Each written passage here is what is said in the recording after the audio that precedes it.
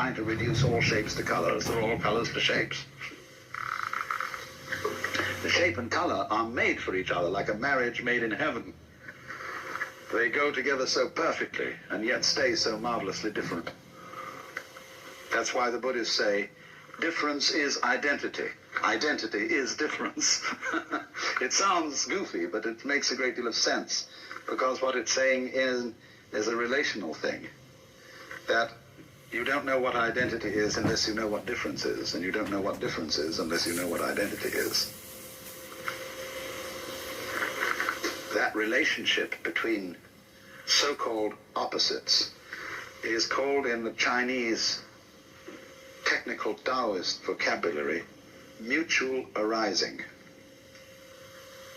So they say to be and not to be arise mutually. High and low are mutually posited.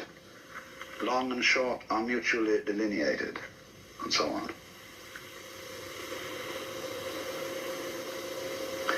Now, what we see then is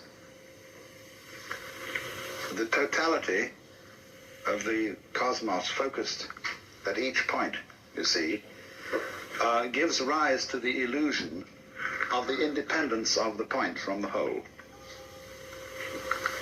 Just as the human being, by virtue of having an enclosed epidermis, and to be able to walk instead of having to be rooted to the ground, presents the illusion of being separate.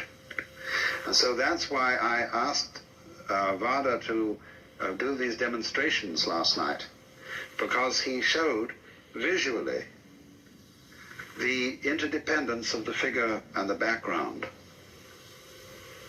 and how the two play together, how you can switch from paying attention to one to paying attention to the other, and in each case it's significant.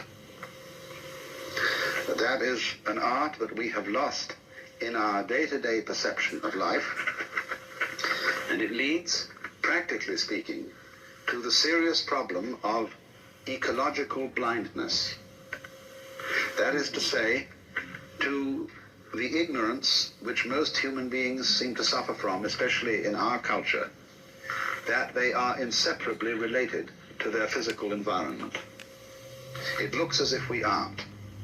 It looks as if we can go out with bulldozers and insecticides and every kind of a gadget and make over our physical environment as it suits our whims. But then we discover to our consternation